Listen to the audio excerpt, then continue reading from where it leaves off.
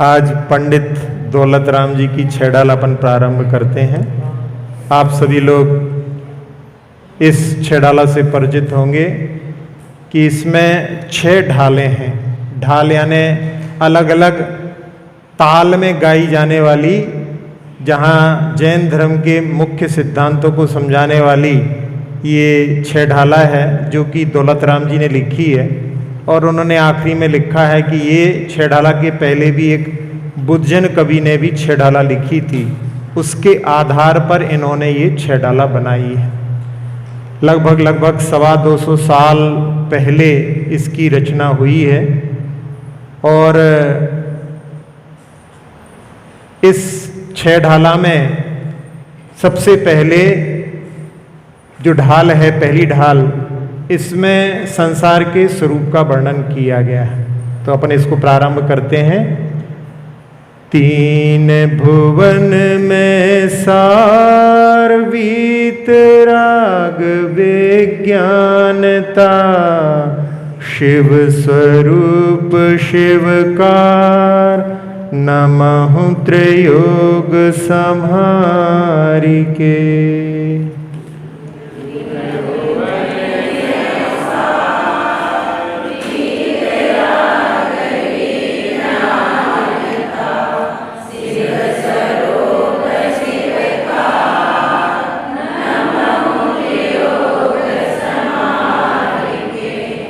हाँ, इस मंगलाचरण में जो कि सोरठा है, सोरठा जो होता है वो दोहे का विपरीत होता है।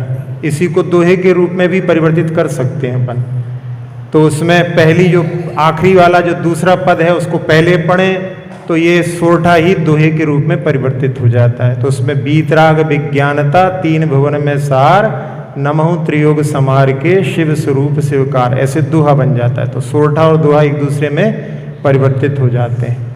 तो यहाँ मंगलाचरण सोरठा में किया है, उसमें कह रहे हैं कि तीन भुवन में यानी तीनों लोकों में सारभूत क्या है? वीतराग विज्ञानता।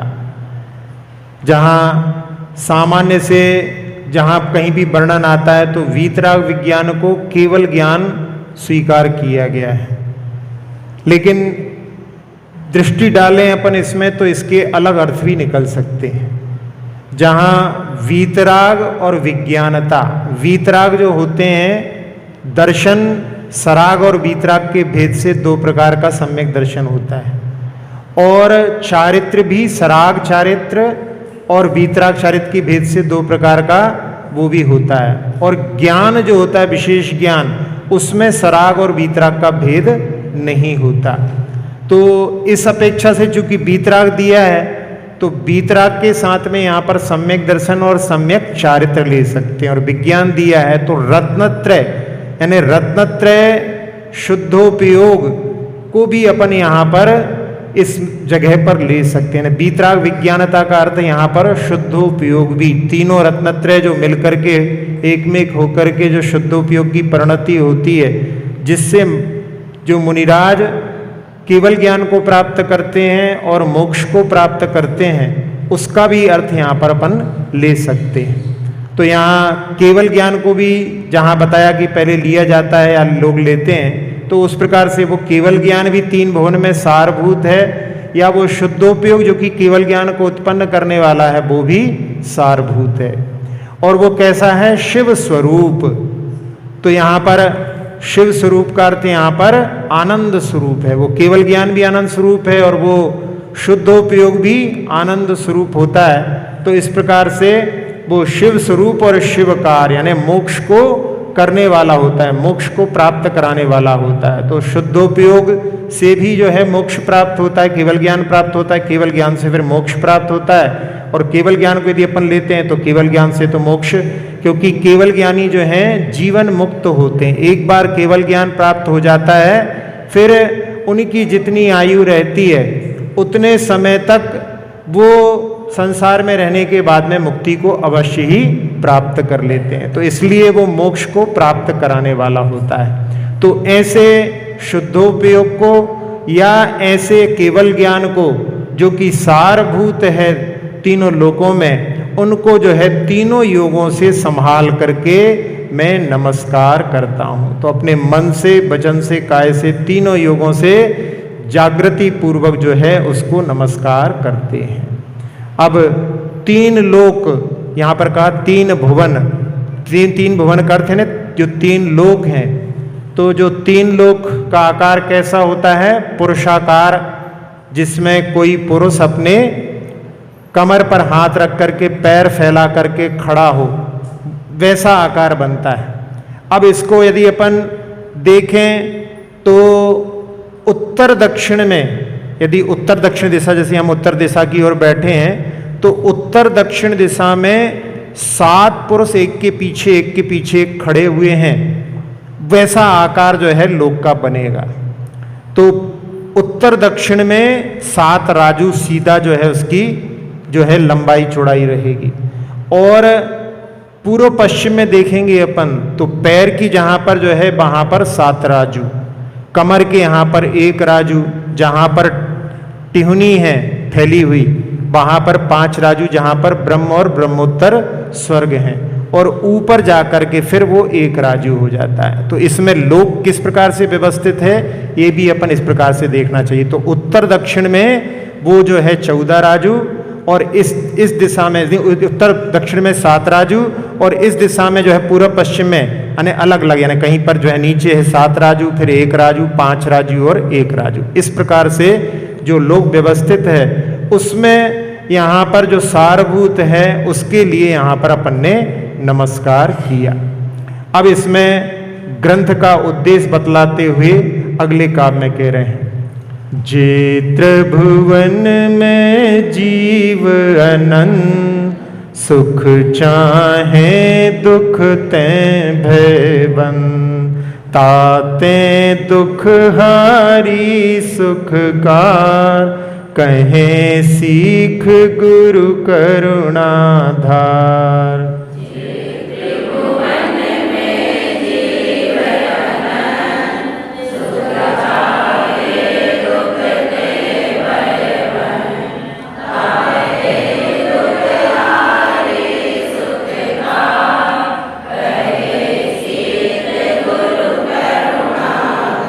हाँ, इस त्रिभुवन में जीव जो है उनकी संख्या बतलाई कि अनंत जीव हैं, और सब जीव सुख को चाहते हैं और दुख से भयभीत होते हैं। इसलिए जो दुख से दूर होने वाला और सुख को प्राप्त कराने वाला जो मार्ग है वो सीख यहाँ पर गुरु करुणा धारण करके बतला रहे हैं। तो यहाँ पर जो संसार में दुख के कारण हैं उनसे ऊपर उठ करके और सुख के कारण जो है उनको प्राप्त कराने का मार्ग गुरु करुणा करके बतलाते हैं। इसका वर्णन अब आगे यहाँ पर चलेगा। तो ये यहाँ पर ग्रंथ का उद्देश्य जो है दुख से ऊपर उठना और सुख को प्राप्त कराने का मार्ग ये ग्रंथ के माध्यम से बतलाएंगे।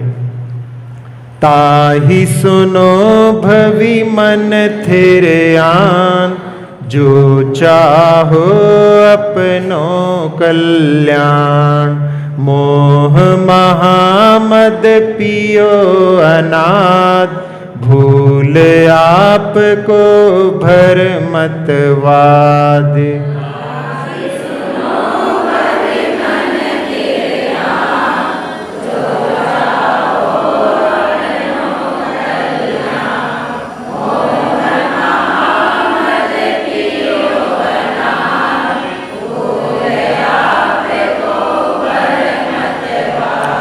हाँ, जो करुणा से भीगे हुए हैं ऐसे गुरु उपदेश दे रहे हैं कि उस सीख को, शिक्षा को हे भव्य जीव अपने मन को स्थिर करके सुनो यदि अपना कल्याण चाहते हो। क्योंकि जबरदस्ती किसी को नहीं सुनाया जा सकता, जबरदस्ती किसी को दवाई नहीं पिलाई जा सकती। यदि पीना चाहता है तो उसके लिए पान करने के लिए कहते हैं। तो इसी प्रकार से यदि सुनना चाहते हो तो उसके लिए यहाँ पर यदि अपना कल्याण की इच्छा रखते हो तो इसका श्रवण करो। और कह रहे हैं कि संसार में जो भटकन अनादिकाल से जीव की चल रही है उसका कारण क्या है? मोह रूपी महान मद को इसने अनादिकाल से पिया है। महामोह की मदिरा को पीने के कारण में स्वयं अपने को भूल करके संसार में भ्रमण कर रहा है, और वो भी भ्रमण में कुछ सार नहीं निकलता है, इसलिए वादी यानी व्यर्थ में ही यहां से वहां भटकता रहता है। मोह की परिणति के लिए मदिरा का उदाहरण दिया है।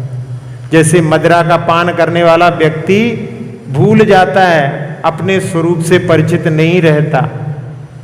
एक उदाहरण के माध्यम से समझते हैं। एक व्यक्ति पत्नी से कई बार जिसने कि मैं आज से शराब नहीं पीऊंगा, लेकिन फिर भी संगति में फंस करके फिर जो है वहीं शराब के स्थान पर पीने के लिए पहुंच गया, और पी करके जल्दी जल्दी घर जाऊं तो कोई ऐसा रास्ता पकड़ लिया छोटा, जिसमें रास्ता थोड़ा कांटे वाला था, और वहां पर वो गिर पड़ा।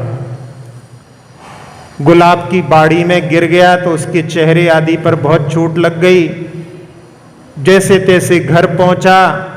घर जाने के बाद आधे घंटे तो जो है चाबी लगाने में लग गए, क्योंकि शराबी है तो उसमें चाबी जो है वहां पर ताले में लगाने में ही उसको इतना समय लग गया। और फिर अंदर जाकर के देखता है कि अभी पत्नी शयन कर रही है। खुश होता है कि चलो अच्छा है, कोई अपनी बात पकड़ी नहीं गई। और फिर सोचता है कि अब चोट लग गई है तो इसमें जो है थोड़ी पट्टी आदि, ऑइंटमेंट आदि लगा दी जाए, बैंडेड आदि लगा दी जाए। और उसने सारी जो है पट्टी आदि लगा करके सो गया।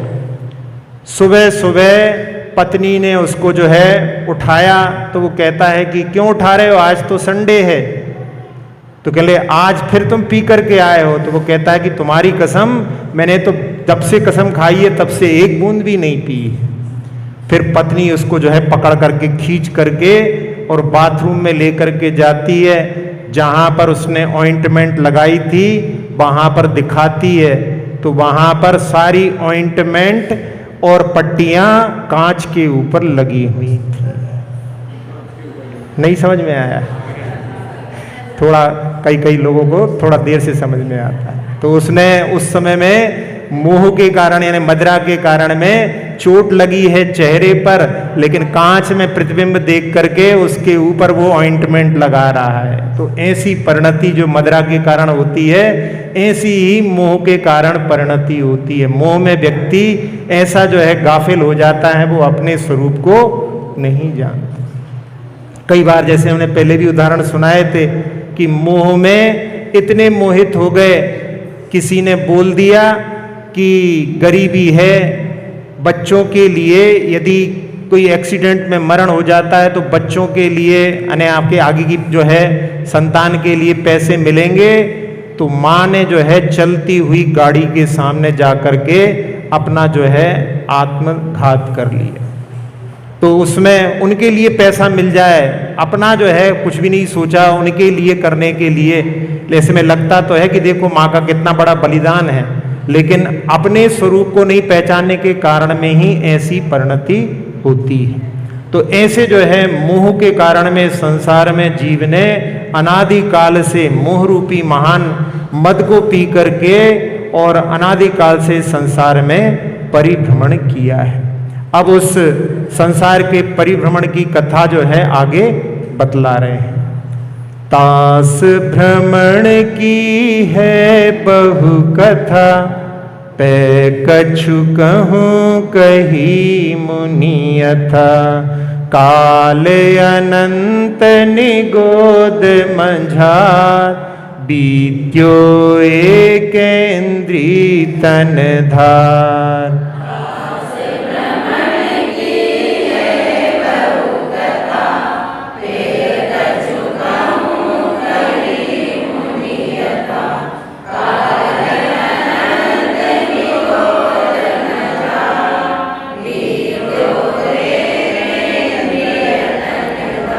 हाँ, उस जीव के भ्रमण की कथा बहुत है। फिर भी यहाँ पर पे यानी उसके बाद में भी बहुत है, लेकिन उसके बाद में भी तो भी जो है कुछ कहने के लिए यहाँ पर जैसी मुनिराज के माध्यम से सुनी है वैसी यहाँ पर पंडित दौलत राम जी कहने के लिए प्रयास कर रहे हैं।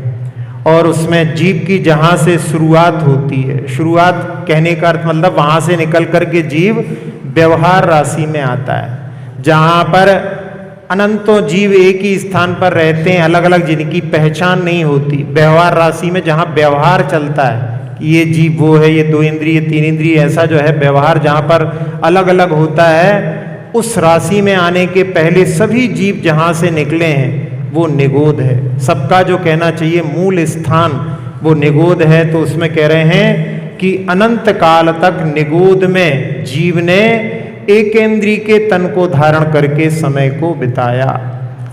तो उसमें जहाँ पर निगोद का जो स्थान होता है वो निश्चय से अनंत प्राणियों को गा यानी स्थान ददाती यानी स्थान देने वाला है, वो निगोद कहलाता है।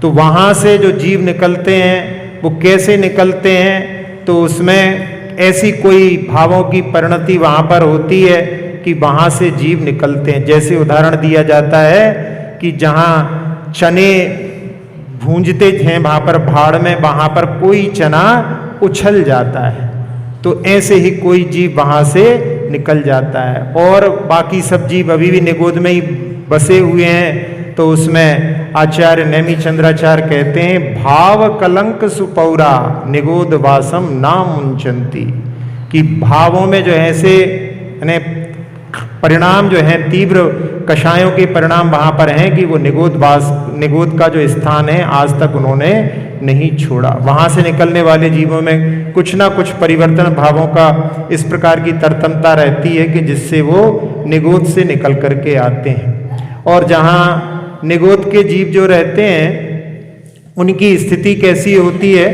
तो वहाँ एक छोटी सी जगह पर अनंतानंत जीव रहते हैं। उसके लिए गोमट सार में ही बतलाया है कि स्कंध, फिर उसमें अंडर, फिर उसमें आवास होते हैं, फिर उसमें पुलवी होती है, और पुलवी में फिर निगोद की देह रहती है, और एक देह में वहां पर अनंतानंत जीव रहते हैं। तो उदाहरण के लिए समझाने के लिए जैसे स्कंद को दिया जम्बू द्वीप के समान, तो जैसे जम्बू द्वीप है तो जम्बू द्वीप में बहुत सारे भरत आदि क्षेत्र हैं, तो ऐसे जो है वहां पर भरत आदि क्षेत्र वो अंडर हो गए। फिर उसमें भरत क्षेत्र में भी कौशल आदि बहुत से नगर हैं, तो वहां पर अयोध्या जैसे नगर ले लिया तो एक अयोध्या नगर हो गया। फिर अयोध्या नगर में वहां पर बहुत सारे घर बने हुए हैं अलग अलग, तो वो हो गए वहां पर जो पुलवी के समान। और उसमें फिर जो है कौशल पूरा देश था, और कौशल देश में फिर अयोध्या एक नगर हुआ, और नगर में फिर बहुत सारे घर बने हुए हैं, तो वो हो गए निगोद देह के समान। और एक एक घर में बहुत से जीव रहते हैं, तो ऐसे ही एक एक घर में एक एक देह में जो है अनंतानंत जीव राशि विद्यमान रहती है। तो ऐसे जो है बहुत छोटे से स्थान पर बहुत सारे जीव, जहां पर अनंतानंत जीव रहते हैं, जहां प्रश्न आता है कि अनादि काल से जीव जो है मुक्ति को प्राप्त हो रहे हैं। 608 जीव 6 महीने 8 समय में मुक्ति को प्राप्त हो रहे हैं, तो ये संसार तो खाली हो जाना चाहिए। तो वहां पर कहते हैं कि इतना काल बीत गया और अनंत काल के बाद में भी आप प्रश्न करोगे तो एक निगोदिया जीव का शरीर भी खाली नहीं होगा। एक निगोदिया शरीर में भी इतने जीव हैं कि आज तक खाली नहीं हुए और अनंत काल के बाद में भी खाली नहीं होंगे। ऐसे असंख्यात निगोदिया शरीर हैं, इसलिए संसार में कभी भी जीव का जो है समापन नहीं होगा। ये बात सही है कि जीवों की उत्पत्ति नहीं होती, अनंत वो संख्या है जिसमें आय नहीं होती, व्यय होता रहता है, निकलते रहते हैं, लेकिन फिर भी वो समाप्त नहीं होता। तो ऐसे जो है एकेंद्री की पर्याय जीव ने जो है अनंत काल बिताया। अब वहां पर किस प्रकार के दुख होते हैं और वो निकल करके कैसी पर्यायों को धारण करता है, उसके बारे में कहते हैं। एक श्वास में 8-10 बार जन्म्यो मर्यो भर्यो दुख भार, निकसी भूमि जल पावक भयो, पवन प्रत्येक बनस्पति थयो।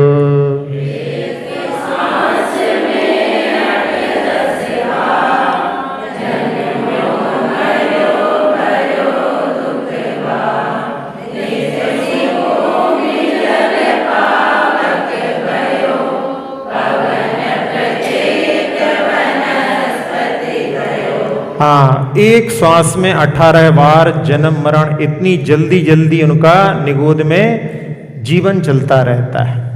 और जहाँ कितने प्रकार के भेद होते हैं, उनमें सब में भी जो है इस प्रकार की स्थितियां, यानी क्षुद्र भव को धारण करके जीव मरण को प्राप्त होता है। केवल जो है एक इंद्रिय में ही नहीं, जो है 2 इंद्रिय में भी, 3 इंद्रिय में भी, 4 इंद्रिय, पंचेंद्रिय जीवों में भी क्षुद्र भव होते हैं। उन क्षुद्र भवों को, यानी इतनी, जैसे एक श्वास में 8-10 बार जहाँ निगोद के बारे में है, वैसे जो है अन्य इंद्रियों में भी ऐसे जीव जो है वहां पर जन्म लेकर के मरण को प्राप्त होने वाले जो है जीव होते हैं। तो वो लब्ध अपर्याप्तक जीव होते हैं। तो ऐसे जीवों के लिए भी यहाँ पर अपन देख लेंगे साथ में। तो जहाँ श्वास की बात आ रही है कि एक श्वास में 18 बार, तो ये श्वास अपन जो लेते हैं, छोड़ते हैं, वो तो केवल समझाने के लिए बोली गई है। वास्तव में जो अपनी नाड़ी फड़कती है उसको लिया गया है यहाँ पर।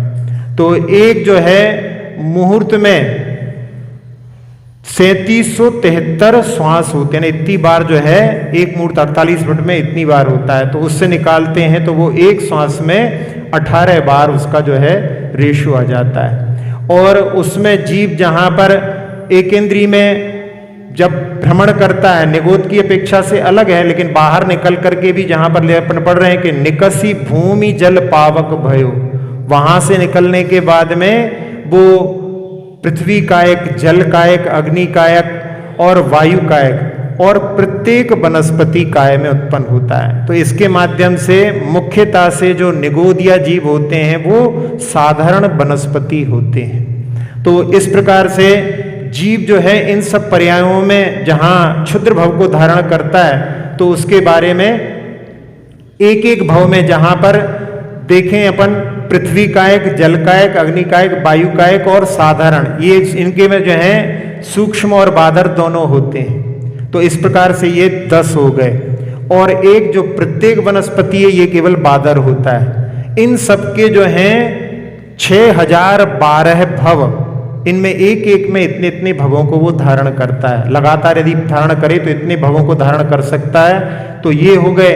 और 2 इंद्रिय में 80 भव, 3 इंद्रिय में 60 भव, 4 इंद्रिय में 40 भव और पंचेंद्रिय में 24 भव क्षुद्र भवों को धारण कर सकता है। तो एक जो है मुहूर्त में उसके 66,132 जो एक इंद्रिय संबंधी हैं, और इनको और मिला लें 2 इंद्रिय आदि को, तो 66,336 भव लगातार जो है वो क्षुद्र भव के एक अंतर मुहूर्त में जीव धारण कर सकता है। तो ऐसे जो है जीव परिवर्तन करता है। वहां से निगोद से निकल करके इन सब पर्यायों में आने के बाद में ये जो है एक इंद्रिय की जो पर्याय होती है वो स्थावर के ही भेद के अंतर्गत आता है। अब इसके बाद में कैसे निकल करके वो जो है त्रिशादी पर्याय में आगे बढ़ता है उसके बारे में कहते हैं। दुर्लभ लहि ज्यों चिंतामणि, त्यों पर्याय लही त्रस तणी, लट पिपील अलियादि शरीर, धर धर मर्यो सही बहुपीर।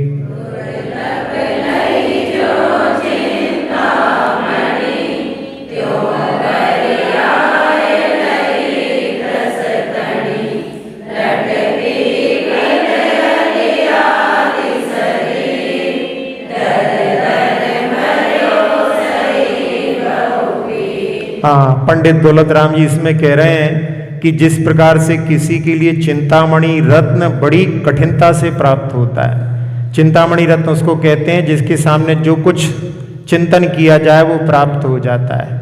तो तो एक काव्य ख्याति में इस प्रकार के रत्नों के बारे में वर्णन आता है। वैसे तो किसी ने देखा नहीं है, लेकिन फिर भी यहाँ पर जैसे उस कोई भी दुर्लभ रत्न है बड़ी मुश्किल से प्राप्त होते हैं, तो उस प्रकार से त्रस पर्याय जो है एक स्थावर से निकल करके त्रस पर्याय को प्राप्त करना होता है। और त्रस पर्याय में द्विइंद्रियादयस्त्रशाह, दो इंद्री से आदि लेकर के त्रस होते हैं। तो यहाँ पर दो इंद्री में लट का उदाहरण दिया है। लट जो कृमि होती है, केंचुए आदि होते हैं, वो सब इसी जो है दो इंद्री के जीव होते हैं। पिपील, पिपील यानी होता है चींटी, तो ये तीन इंद्री हो गया। और अली यानी भ्रमर, ये चार इंद्री हो गए। आदि शरीर धर धर मर्यो सही बहुपीर, इन शरीर को धारण करके और बार बार जो है मरण को प्राप्त हुआ, क्योंकि इनमें जो जीव रहते हैं वो भी जीव, उनका भी जीवन ऐसा रहता है जहाँ पर इनके जीवों के भी नष्ट करने वाले ऐसे साधन उनके लिए मिलते रहते हैं, जिससे कि उनका जीवन, जहाँ पर किसी के लिए रोग आदि हो जाता है वहाँ पर कुछ औषधि आदि का प्रयोग करते हैं, तो ऐसे क्षुद्र जीव जो हैं मरण को प्राप्त हो जाते हैं। चींटी आदि को तो बेचारी जिसको दिखाई नहीं देता, चलती रहती है, लोग निकलते रहते हैं, कब किसका पैर उसके ऊपर पड़ जाए कोई भरोसा नहीं। और भ्रमर आदि भी जो रहते हैं, भ्रमर के बारे में तो कि रात में जो है पुष्प में वो ये सोच करके कि इसको क्षति ना हो, और उस पुष्प में कमल में बंद हो जाता है, और वो इतना जो है उसमें तल्लीन हो जाता है और श्वास रुकने से वहीं पर मरण को प्राप्त हो जाता है। तो ऐसे इन जीवों का जो जहाँ पर मरण होता है बहुत पीड़ा के साथ में वो जीवन अपना जो है बिताते हैं, और मरण भी इस प्रकार से दुख के साथ में होता है। तो यहाँ पर चार इंद्री तक का वर्णन कर दिया। शरीर में जो इंद्रियों की वृद्धि होती है उसमें एक इंद्री, दो इंद्री, तीन इंद्री, चार इंद्री, पंच इंद्री, इसमें जो है पाठशाला में कहीं कहीं बच्चों को ऐसे पढ़ाते हैं याद कराने के लिए कि एक इंद्री यानी यहाँ पर स्पर्शन इंद्री बताते हैं, फिर दो इंद्री रसना, तीन इंद्री जो है घ्राण, चार इंद्री आंख, पांच इंद्री कर्ण, ऐसे एक एक की वृद्धि होती। तो क्रम से उनको बताने के लिए, क्योंकि क्रम जो है उनके लिए जरूरी ज्ञान कराना होता है, तो इस प्रकार से बच्चों को सिखलाते हैं। आप क्या सिखाते कि नहीं सिखाते ऐसे? तो ये क्रम जो है ऐसा बताने के लिए एक जगह बता रहे थे, तो हमने कहा ये अच्छा क्रम है बच्चों को सिखाने का। तो ये इसके माध्यम से अब यहाँ पर अपन ने चार इंद्री तक के जो जीवों के बारे में देखा। अब इसके बाद में जो पंचेंद्री जीव हैं उसमें दो भेद होते हैं, उनके बतला रहे हैं। कबहूँ पंचेंद्रिय पशु भयो, मन विन निपट अज्ञानी थयो। सिंहादिक सैनी होय क्रूर, निबल पशु हति खाए भूर।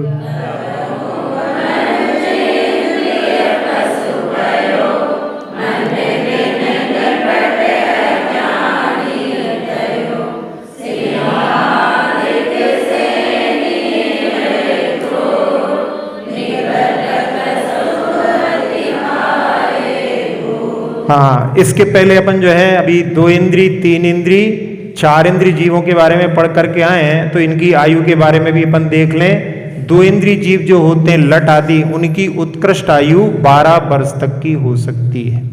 तीन इंद्री जीव की जो है उनकी उत्कृष्ट आयु 49 दिन लिखी है। और चार इंद्री जो जीव होते हैं मच्छर आदि, इनकी उत्कृष्ट आयु 6 महीने होती है। पंचेंद्री की तो आप लोगों ने तत्पर सूत्र में पढ़ी है कि वहां पर उत्कृष्ट आयु 3 पल्ले होती है भोगभूमि की अपेक्षा से। तो ये इसके साथ में अब पंचेंद्री के बारे में बता रहे हैं कि जब कभी उसने पंचेंद्री की पर्याय को प्राप्त किया, तो पशुओं में बिना मन के भी जीव होते हैं, जिनको असंगी बोलते हैं, असेनी बोलते हैं। तो वो जीव कुछ होते हैं जिनके बारे में पानी में सांप होते हैं, उनके लिए भी कहा जाता है कि वो मन से रहित होते हैं। कुछ तोते, कुछ मेंढक, ऐसे कुछ वर्णन आते हैं कि जो मन से रहित भी होते हैं। अब मन से सहित भी ये जीव होते हैं पंचेंद्री में, तो उनमें मन होता है, उसके बारे में कई बार लोगों के लिए ऐसा लगता है कि इनमें मन होता है कि नहीं होता है, लेकिन नहीं, उनकी जो क्रियाएं हैं उनके माध्यम से उनमें मन होता है। उनके कार्य भी जीवों के संरक्षण आदि के होते हैं। एक घर में सुबह सुबह जो उसकी मालकिन थी उसके लिए हार्ट अटैक आया और उनके घर में बिल्ली पली हुई थी, तो बिल्ली को कुछ समझ में आया तो वो अपनी मालकिन के छाती के ऊपर उछलती रही और उसके माध्यम से अपनी मालकिन को उसने बचा लिया। उसको समझ में आया कि इनको कुछ तकलीफ है, तो जैसे CPR दिया जाता है दबा करके, उस बिल्ली ने जो है अपनी मालकिन को बचा लिया। एक घर में, वैसे पशुओं को पालना नहीं चाहिए लेकिन चूंकि उदाहरण समझाने के लिए दिया जा रहा है, तो एक ऐसे पशुओं को जो हिंसक होते हैं, जिनके घर में पलते हैं सिंह, जैसे श्वान है या बिल्ली आदि है, वो घर जो है आहार दान के योग्य नहीं होते, वहां पर मुनिराजों के आहार नहीं होते। तो जहां एक घर में बिल्ली और तोता एक साथ में पलते थे, तो एक बार ऐसा हुआ कि वो तोता, जहां मालकिन ने पानी गर्म करने के लिए रखा था, वो तोता उसमें जो है गिर पड़ा और वो उससे निकलने में समर्थ नहीं था। बिल्ली ने देख लिया, मालकिन नीचे गई हुई थी, तो बिल्ली नीचे जा करके उसकी धोती पकड़ करके ऊपर चलने के लिए खींच रही थी और वो जब लेकर के आई तो उन्होंने देखा थोड़ी सा विलंब हो जाता तो वो तोता मरण को प्राप्त हो जाता। तो ऐसी कुछ घटनाओं के माध्यम से अपन समझ सकते हैं कि उनमें जो है मन होता है। तो ये जो मन वाले होते हैं, तो यहाँ पर वो तो जो है मन के बिना निपट अज्ञानी थे, उनके लिए बताया कि वो एक टक देखते रहते हैं बिना मन वाले, लेकिन चूंकि मन नहीं होता तो इसलिए उसके माध्यम से जहाँ पर जो किसी शिक्षा को ग्रहण करते हैं, आलाप को समझते हैं, वो सारे कार्य उनके नहीं होते। और यदि सिंह आदि सैनी प्राणी भी बना तो अति क्रूर होने के कारण में वहां पर जो निर्बल पशु रहते हैं उनको भक्षण करके वो वहां पर पाप का अर्जन करता रहता है। तो ऐसे जो है संगी होने के बाद में भी वहां पर पाप का ही अर्जन करता रहा, ऐसा यहाँ पर वर्णन किया। अब आगे और त्रियंच गति के दुखों का वर्णन कर रहे हैं। कबहू आप भयो बलहीन, सबलनि करि खायो अति दीन, छेदन भेदन भूख प्यास, भार वहन हिम आतप त्रास।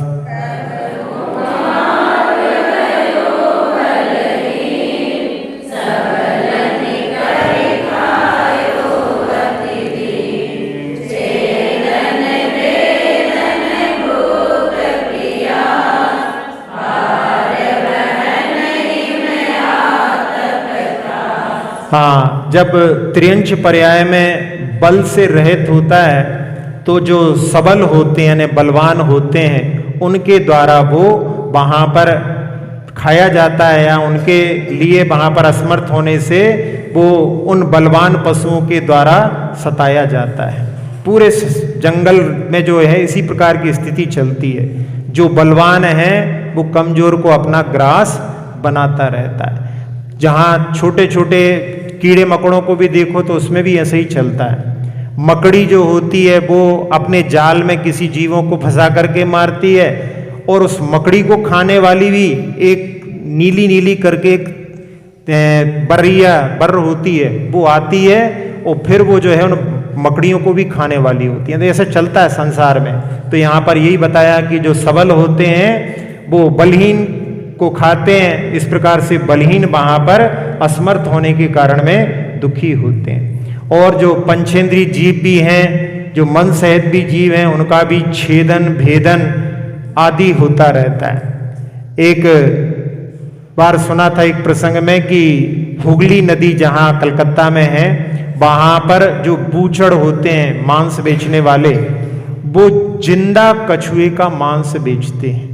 यानी कछुए का जो है मांस उसको उल्टा करके उसमें से मांस निकाल करके बेचते हैं और फिर उसको जो है उस पानी में छोड़ देते हैं। फिर कोई आता तो फिर खींच करके उसका जो है मांस निकाल करके, ऐसा भी जो है जिंदा पशु का भी मांस निकाल करके, यानी इस प्रकार से छेदन भेदन उन जीवों का होता रहता है। जहाँ पशुओं के नाक कान आदि छेदे जाते, नाक छेदी जाती है उसमें कंट्रोल करने के लिए, और भेदन आदि भी जहाँ पर बैल आदि बनाने के लिए किया जाता है।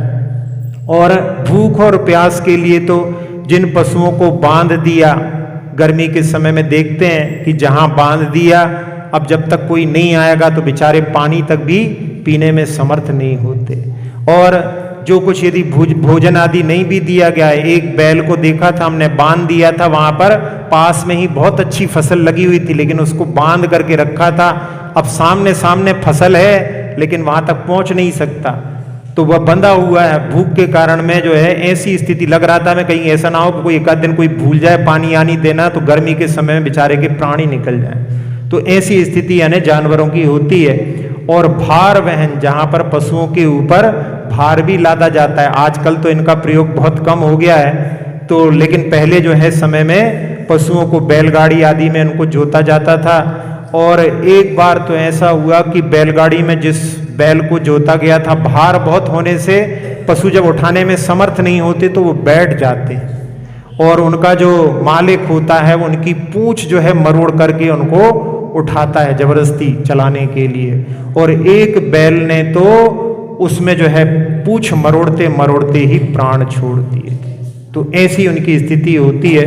तो भार का वहन और हिम आतप, ठंड में जो है जहां बांध दिया या ठंड में बाहर ठिठुर रहे हैं, और गर्मी में भी जहां धूप में बांध दिया, पेड़ के पास बांध दिया, लेकिन पेड़ की धूप जो है घूमती रहती है ना सूर्य के घूमने से, तो धूप में बंधे हैं तो बेचारे बंधे हुए हैं। तो ऐसे पशुओं के लिए कई प्रकार के दुख होते हैं। ऐसा यहाँ पर त्रियंच गतियों के दुखों के बारे में वर्णन किया।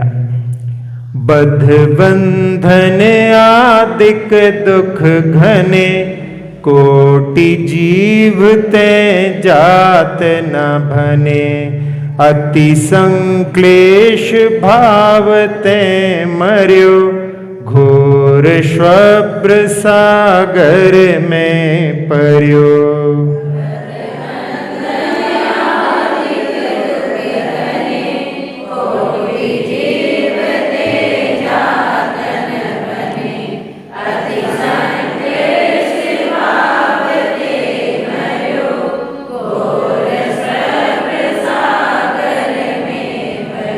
जहां जीवों का वध किया जाता है, आजकल बहुत सारे लोग जो हैं मांसाहार की ओर बढ़ रहे हैं। विदेशों में तो लोग मांसाहार छोड़ रहे हैं, लेकिन भारत में बहुत सारे लोग आधुनिकता के चक्कर में उस यानी चक्कर में फंसते जा रहे हैं। तो उसमें मांस आदि की जो है बड़ी बड़ी जो है, जहाँ पर अल कबीर आदि ऐसे वहाँ जहाँ जीवों की एक साथ में हजारों पशुओं को नष्ट किया जाता है, तो जहाँ उनका वध होता है, बंधन में जहाँ डाल देते हैं, जैसे बताई था बंधन के कारण में उनके लिए दुख होता है। जैसे भोपाल में जब गैस ऋषि थी, मिथाइल आइसोसाइनाइड, उस समय में बहुत सारे पशु बंधन में थे।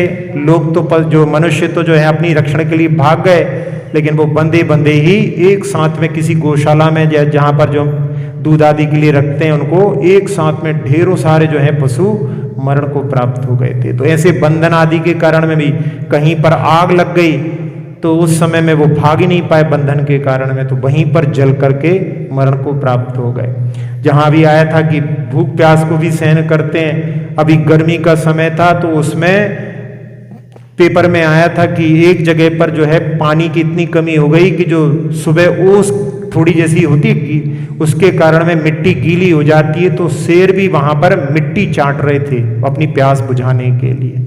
तो ऐसी परिस्थितियां पशुओं के लिए बनती हैं। तो उसमें पशुओं के जो दुख देखते हैं अपन, तो कोटि जीवते जात न भने, करोड़ों जिह्वाओं के द्वारा भी उनका वर्णन करना संभव नहीं है।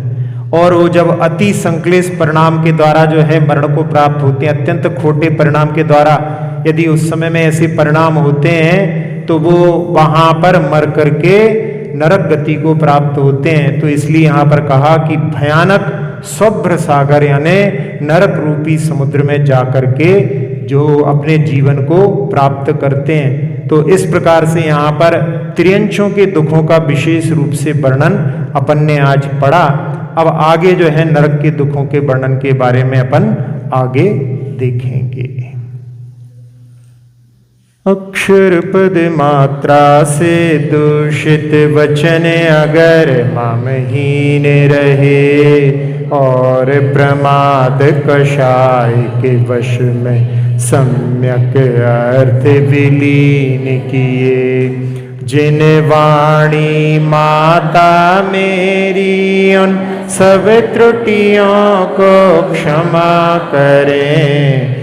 दे आशीष शीघ्र हम सबको केवल लब्धि रमा मिले। प्राप्त हमें हो बोधि समाधि परिणामों की शुद्धि हो। निज आत्म उपलब्ध हमें हो शाश्वत सुख की सिद्धि हो। चिंतित वस्तु दात्री माता चिंतामणि उपमा भाति। करूं वंदना पूर्ण विनय से चरण रखूं मैं ये पाती। कर जिन वाणी स्तुति तन की ममता टार। महामंत्र का जाप अब सभी जपे नव बार।